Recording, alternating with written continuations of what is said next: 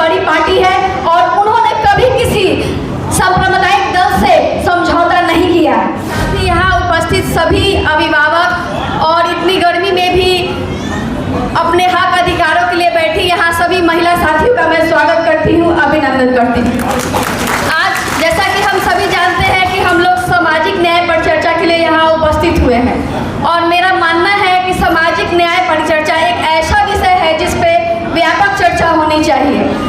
कुछ राजनीतिक दल के नेता इस मामले में खुद को दिग्गज समझते हैं, लेकिन उन लोगों ने भी सांप्रदायिक दल और सामाजिक न्याय के विरोधियों का हाथ थमकर इस भ्रम को तोड़ दिया है। इतिहास गवाह है कि छात्र राजनीति से लेकर अभी तक सामाजिक न्याय के मूल्यों को किसी ने मजबूती से थामा है तो वो हमारे राष्ट्रीय जनता दल के राष्ट्रीय अध्यक्ष आदरणीय श्री लालू प्रसाद यादव जी।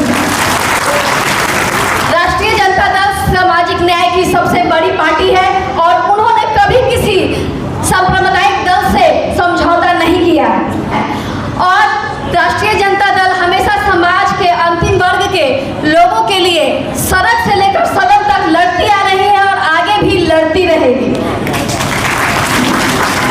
जब मंडल आयोग लागू करने की बात थी तब आदरणीय लालू प्रसाद यादव जी ने सदन से लेकर दिल्ली तक और दिल्ली से लेकर न्यायालय तक मंडल आयोग को लागू करने की लड़ाई लड़ी और आज यही कारण है कि सरकारी विभागों में पिछड़े जाति के लोग हमें देखने के लिए मिलते हैं। वो हमारे लालू प्रसाद यादव जी के लड़ाई का ही फल है जो पिछले जातियों को आरक्षण मिला।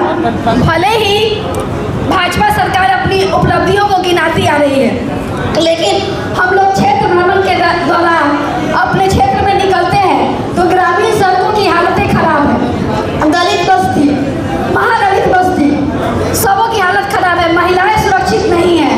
बारिश के अभाव के कारण किसानों की फल की उपज कम है। किसानों को उचित दर पे खाद नहीं मिल रहा है। पूरी जनता त्राहिमाम है, लेकिन फिर भी सरकार मौन है। सरकार लगी है तो सिर्फ धार्मिक आधार पे लोगों का शोषण करने में, लोगों के साथ भेदभाव करने में। बिहार सरकार विपक्ष के सत्ता के इशारों पे हमारे दल के नेताओं को लगातार परेशान कर रही है। यही कारण है कि प्रखंड स्तर से लेकर प्रदेश स्तर के ताकतवर ओजस्वी नेताओं पे झूठे मुकदमे दायर किए जा रहे हैं, केस किया जा रहा है, सामाजिक तौर पे उनके चरित्र का हनन किया जा रहा है। लेकिन जनता बेवकूफ नहीं है, वो जानती है कि हम लोग डरने वालों में से नहीं, लड़ने वालों में से हैं और हम लोग हमारे नेता की लड़ाई को मजबूती से लड़ेंगे और लोगों को दिखा देंगे। आदरणीय तेजस्वी यादव जी के नेतृत्व में बनी सरकार जो हमारे हक की सरकार है, हमारे आदर्श की सरकार है, हमारे विचारधारा की सरकार है। इसके लिए हमें फॉलो करना होगा। यहाँ जो भी नेता, दिग्गज नेता बैठे हैं वो आपको समझाने आए हैं कि कैसे हम लोग अपने पंचायत स्तर में अपने बूथ को मजबूत करें। हमें मजबूती से इनका बात को सुनना है, उसे फॉलो करना है। हमें मेंटली और टेक्निकली